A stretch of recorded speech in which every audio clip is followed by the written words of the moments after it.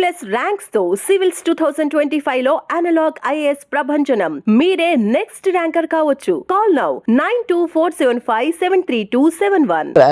చాలా మందికి తెలియదు మీ ఫ్యామిలీ బ్యాక్గ్రౌండ్, అంటే వైఫ్, పిల్లలు, అంటే మీడియాకి కానీ లేకపోతే బయట వాళ్ళకి చెప్పడం ఇష్టం లేక ఏంటి అసలుకి పెళ్ళయింది కదా మీకు ఎందుకు? అంటే ఏమన్నా చూస్తారా ఏంటి ఇప్పుడు? అంటే బాగా ఇందాక బాగా లేతగానే ఉన్నారు, కుర్రోడు బాగా టక్కు గిక్కు చేసేసుకున్నారు. సరిపోతుంది. బీజేపీలో జాయిన్ అయిన బీజేపీ అదో షర్ట్ ఏదో షర్ట్ దేని కూడా సింక్ అవుద్దండి. షర్ట్ ఏ కలర్ ఏంటి, రెడ్ అయింది కమ్యూనిస్టులు అంటారు, ఎల్లో ఇంకోటి అంటారు, ఇంకో గ్రీన్ వేస్తే ఇంకోటి అంటారు. మనం వేసుకునే కలర్సే బ్రైట్ కలర్స్. ఓకే, మీరు పార్టీలు పెట్టేస్తే ఎట్లా? కాదు అసలు పెళ్ళి అయిందా కాలేదా సార్? చాలా మంది డౌట్ ఇది. మీరు ఫోటోలు అడిగారు కదా ఇందాక, ఏమన్నా ఉందా ఆలోచన ఏంటి? అంటే ఇద్దరు ముగ్గురు అడిగారు నన్ను, మీరు వస్తున్నారు పెళ్ళిళ్ళు చూసేస్తారా సంబంధం మ్యాచ్ మీరు రెడీ అయ్యి రావడం కూడా అలానే వచ్చారు. అలా మీతో పోటీ పడదామనండి. మీరంత మరి స్మార్ట్గా ఉంటే మేము మాత్రం రాకపోతే ఎట్లా కుదురుద్ది, మరీ కాంట్రాస్ట్ ఇలా ఉంటుందని కొంచెం పోటీ పడుతున్నాం. అందుకని లేదు, చేద్దాం, చేసుకుందాం, కంగారే ఉంది పెళ్ళి. అప్పుడే ఏం ముదిరిపోయామని ఏం ముదరలేదు సార్ అది. మరి అంది కంగారు ఎందుకు? ఎందుకంటే రైలు గడ్డం గీస్తేనే బాగా పదునైపోయింది, అంత షార్ప్ అంత ఇదిగా ఉండదు, స్మూత్ గా హార్డ్ అయిపోయింది. మీరు గుండె అంత స్మూత్ గా ఉందంటే ఎంగే మీరు ఏజ్ లో. అంతే కదా, అదే చిన్న బాల్యంలో వచ్చేసారు ఇండస్ట్రీకి, అంతే. బాలబాల్డ్ ఏంటి సార్ ఫ్యామిలీ? మేడం ఏం చేస్తారు అసలు? Homemaker. She MA sociology ఓ అండ్ హోమ్ మేకర్. కొన్నాళ్ళు ఇంట్లోనే పిల్లలకి ట్యూషన్స్ అవి పాఠాలు చెప్తుండేది. ఈ మధ్య చెప్పట్లేదు కానీ home maker, complete 100% perfect home maker. Oh super. Love మ్యారేజే సార్? మ్యారీడ్లో. పెళ్లి చేసుకున్నాక లవ్ చేశారు? మ్యారీడ్లో అంతే కదా, వైఫ్ ఈజ్ అవర్ అంతే మ్యారీడ్లో. So I'm fortunate. ఓకే, ఆ విషయంలో బాగా అర్థం చేసుకునే వైఫ్. అసలు మనం అపార్థం చేసుకున్నా ఆవిడ అపార్థం చేసుకునేటువంటి ఇది కాదు, కంప్లీట్ టోటల్లీ అండర్స్టాండింగ్. ఎక్కడైనా ఉంటే మందే లోపం ఉంటుంది కానీ ఆవిడ. పిల్లలు సార్? బాబు పాప ఇద్దరు ఇంజనీరింగ్. ఓ ఇంజనీరింగ్. ఇంజనీరింగ్ పిల్లలు ఉన్నారు మీకు? ఎస్. మళ్ళీ ఇప్పుడు ముందాకడ దానికి ఇప్పటిదాకా కాంట్రాస్ట్ వస్తుంది సార్. ఇప్పుడు ఈ సంతూర్ మమ్మీ యాడ్ ఆడవాళ్ళతోనే చేస్తున్నారు. సంతూర్ డాడీ అని ఒక యాడ్ ఉంటే చెప్తే ఎంతో చెప్పిద్దాం. సంతూర్ డాడీ రెడీ, నేను రెడీ. డాడీ డాడీ నేను రెడీ బాబు. ఇవి వల్ల మీ పిల్లలు రెమ్యునరేషన్ కూడా గట్టిగా చూడండి. మీ పిల్లలు చూస్తే తిట్టుకుంటా ఉంటాను. ఎందుకు? మా నాన్నతో సంతూర్ డాడీ డాడీ చేయిస్తావా నువ్వు? అంటే గాడ్స్ గ్రేస్, మనం హ్యాపీగా ఉంటూ పాసిబుల్లా అని మీరు అడగచ్చు. హ్యాపీగా ఉంటాం పాసిబుల్లే. కంటెంట్మెంట్తో ఉండటం కొంచెం కష్టం అవ్వచ్చు. ఓకే, అంటే సంతృప్తిగా ఉండటం కొంచెం కష్టం అవ్వచ్చు. అదేంటిది, రెండు వేరు కదా అని అడగ. లైఫ్ కదా సార్, మన చేతుల్లో ఉంటుంది. ఎలా అయినా బతకాలని, రిచ్గా బతకాలనుకుంటే దాని వేరే ఉంటాయి పరిమాణాలు. తర్వాత ఉన్న దాంట్లో హ్యాపీగా బతికేది వేరు ఉంటుంది. అంటే మీది ఎలా అడ్జస్టబుల్గా ఉండి ఓకే అలా ఉంటుందా? లేకపోతే ఇండస్ట్రీలో ఉన్నాం, 600 సినిమాలు చేసాం, ఈ కార్లోనే పోవాలి, ఇలానే ఉండాలి, ఇలాంటి ఇంట్లోనే ఉండాలి, ఇలాంటి వాళ్ళతోనే ఫ్రెండ్షిప్ చేయాలి, ఇలాంటి మందే తాగాలి, అబ్బా ఇలాంటి బట్టలే వేసుకోవాలి, ఇలాంటి మొబైలే వాడాలి, నేను ఏం వద్దనుకుంటున్నానో అవన్నీ చెప్పారు లిస్ట్ మీరు. అసలు అవి ఏం అవసరం లేదు అసలు. నాకు మొదటి నుంచి అసలు ఆ లైఫ్ స్టైలు కాదు, ఆ యాటిట్యూడ్ కాదు, ఆ మెంటాలిటీ కాదు, ఏమీ కాదు. హాయిగా మనకి ఎక్కువ జీవితంలో మనం అనుభూతుల్ని మనం పోగేసుకోవాలంటే వీటన్నిటికి దూరంగా ఉంటేనే అనుభూతులు దొరుకుతాయి. అంటే వీటి వల్ల వస్తువుల్లోంచి ఆనందం పొందాలంటే ఆ సౌకర్యం కావచ్చు, of course it's a facility, it's a comfort కావచ్చు. మంచి బెడ్, అద్భుతమైన బెడ్ మీద పడుకుంటే వాడు నిద్ర రావాలని ఎక్కడుంది? రూల్ లేదు కదా. హాయిగా నిద్ర అయినప్పుడు వాడికి అది బెడ్డే, ఆ బెడ్డే అవ్వాలని ఎక్కడుంది? లేదు కదా. ఈ టైప్ ఆఫ్ అది ఫిలాసఫీలా అనిపిస్తుంది నేను చెప్తే కానీ, బట్ నాకు ఇష్టం అట్లాగా. అంచేత నేను అలాంటి ఎక్స్పెక్టేషన్స్, టార్గెట్స్, గోల్స్ అవి ఏమీ లేవు. హాయిగా ఇవాళ ఎలా ఉన్నామో అలా హ్యాపీ. రేపు ఇంకా బెటర్ అంటే సంతోషమే కదా. నేను అబ్బెబ్బే లేదండి, నేను వైరాగ్యం, నాకు అవేం అక్కర్లేదు, నేను అసలు అట్లా నేనేం చెప్పను. I have my hopes, I have my expectations. That doesn't mean I don't postpone happiness. ఇప్పుడు బెంజ్ కారులోనే వెళ్ళాలి, BMW వెళ్ళాలంటే నేను వెళ్ళే కారు నాకు నచ్చదు కదా, ఇది ఎంజాయ్ చేయలేను కదా.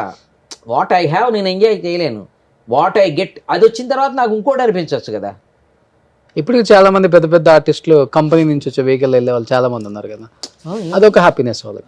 డెఫినెట్గా. ఇప్పుడు మొదట్లో, తర్వాత ఏదో కారు కొనుక్కున్నాక సొంత కార్లు, ఏమో అడ్డమైన వాడు కారు కొంటున్నాడు, నువ్వెందుకు, నువ్వు కూడా ఒకటి కొనుక్కోవచ్చు కదా అందేవాడు. ఇక్కడే వచ్చారు లైఫ్ లో తేడా. అడ్డమైన వాడు కొనుక్కుంటున్నాడు, నువ్వెందుకు కొనుక్కోవంటే, ఎందుకు పనికిరాని కారు కొనుక్కుంటున్నాడు, నువ్వెందుకు కొనమంటే దాని అర్థం ఏంటంటే నేను పనికిరాను, లేకపోతే నువ్వు కారు కొనమనే ఏంటి దాన్ని క్లారిటీ ఇచ్చేసావు. క్లారిటీ కావాలి కదా.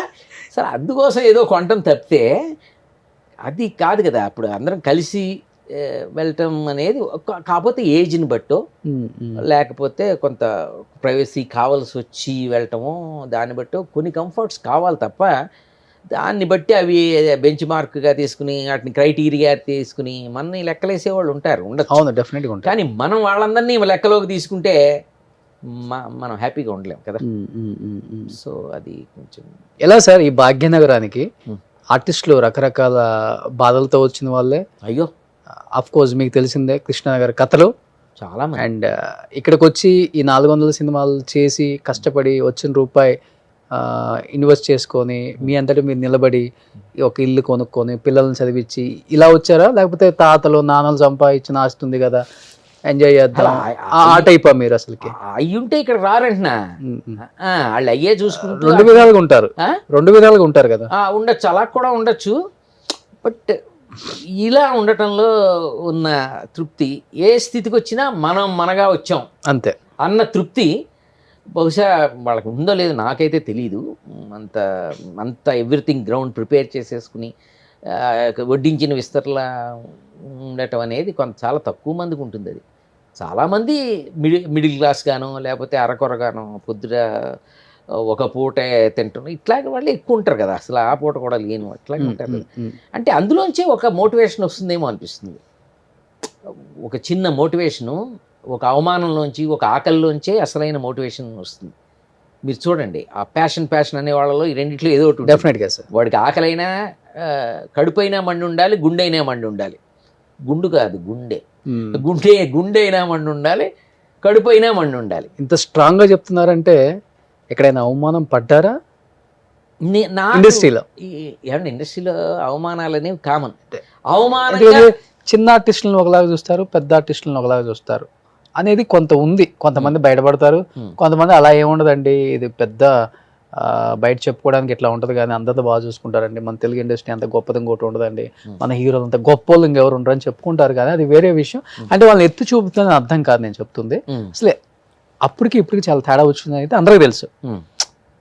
ఏ రకం అంటే తేడా? హాస్పిటాలిటీలో ఒక ఆర్టిస్ట్కి అయితే క్యారీవన్ కూడా ఎవరంట, చెట్ల కిందే బట్టలు మార్చుకొని పోయి షూట్ చేసుకొని వచ్చిన రోజులు బుచ్చడం అని చెప్తారు. నేమ్డ్ ఆర్టిస్ట్ నేను చెప్పేది కూడా. అలా మీకేమనేది లేడీస్ విషయం పక్కన పెట్టండి, వాళ్ళ కష్టం వచ్చు. కానీ హాయిగా చెట్ల కింద కూర్చొని ఇప్పుడంటే ఈ క్యారవాన్లు ఇవన్నీ వచ్చాయండి, మన నుంచి లేవు కదా. అదొక ఫెసిలిటీ అంతే. ఇప్పుడు మీకు ఏదో టాయిలెట్స్ అవసరం, మీకు అర్థమైందా, డ్రెస్ చేంజ్ చేసుకోవాలి, ఒక అవసరం అంతే. అది లగ్జరీ కాదు, యాక్చువల్గా ఒక నీడ్ అంతే. ఒక నీడ్లా చూస్తే అది నీడే. మీకు అర్థమైందా? మేము ఇదివరకు మామూలు చెట్ల కింద కూర్చుని నలుగురం భోజనం చేసేవాళ్ళం, చెట్ల కింద కూర్చొని కౌలు చెప్పుకునేవాళ్ళం, అక్కడి నుంచి షార్ట్కి వెళ్ళి. ఇప్పుడు చెట్ల కింద కూర్చునే వాళ్ళు లేరు. మీరు అన్నట్టుగా క్యారవాన్స్ వచ్చేసాయి, ఆల్మోస్ట్ అందరికీ ఇస్తున్నారు. చిన్న చిన్న ఆర్టిస్టులు అంటే మరీ వీళ్ళెవరు మన జూనియర్ ఆర్టిస్ట్కి వాళ్ళకి ఉండకపోవచ్చు, కానీ వాళ్ళు మళ్ళీ డ్రెస్ చేంజ్లకి వాళ్ళకి ఒకటి ప్రొవిజన్ ఇస్తున్నారు, ఫెసిలిటీ ఇస్తున్నారు. మార్పు సహజం కదా, మార్పు వచ్చింది. ఓవర్ ది ఇయర్స్ మార్పు అయితే వచ్చింది. డిఫరెన్స్ ఏమైనా కనిపించిందా అప్పటికి ఇప్పటికి మీకు? అదే డిఫరెన్స్. క్యారవాన్ల విషయమే కదా నేను చెప్తుంది. ఓవరాల్ గా ఇండస్ట్రీలో స్పీడ్ పెరిగింది, బడ్జెట్స్ పెరిగాయి, రేంజ్ పెరిగింది, మీ రెమ్యునరేషన్లు పెరిగాయి, రెమ్యునరేషన్స్ కూడా పెరిగాయి ఆటోమేటిక్గా. డైలీ ఒక 1 నుంచి 1.5 lakh తీసుకుంటున్నారు కదా మీరు కూడా? నేను అంత తీసుకోవట్లేదు, కానీ పెరిగిన మాట వాస్తవం. పెరిగిన మాట వాస్తవం. అన్నీ కూడా రెమ్యునరేషన్స్ అన్నీ పెరిగినాయి. అన్ని విధాలుగా ఇండస్ట్రీలో హైప్ అంటే బడ్జెట్, ఫిలిం మేకింగ్ ఇది అంతా పెరిగింది కదండి. ఇప్పుడు మనం almost all world pan India అనే మాటకు వచ్చామంటే మనం గర్వపడాల్సిన స్థితిలో ఉన్నాం ఇవాళ తెలుగు ఇండస్ట్రీ. ఒకప్పుడు బాలీవుడ్ అసలు కేర్ చేసేవారు కాదు, ఇటువైపు చూసేవారు కాదు. గౌరవం ఇవ్వరు మనకు అసలు వీళ్ళంటే ఏంటి, వీళ్ళది సినిమానా, వీడు యాక్టరా, వీళ్ళు హీరోనా, ఈయన హీరో, ఇట్లా ఉండేవి కదా. ఇవాళ ఒక్కసారి అందరూ మన వైపు చూస్తున్నారు. తెలుగు తెలుగు అంటే అసలు తెలుగు అనేది ఇదివరకు తెలుగు సినిమా టాలీవుడ్ అనేది అసలు ఆ మాటే లేదు కదండి. అవును, అదే మద్రాసి అదే కదా. అటువంటిది ఇప్పుడు ఇవాళ టాలీవుడ్ అంటే డ్యూ రెస్పెక్ట్ మన హీరోల వల్ల, మన డైరెక్టర్ల వల్ల మనందరం కూడా ఎంజాయ్ చేయగలుగుతున్నాం. తెలుగు యాక్టర్ అంటేనో టాలీవుడ్ అంటేనో చిన్న గౌరవం దక్కుతోందిగా. అవును.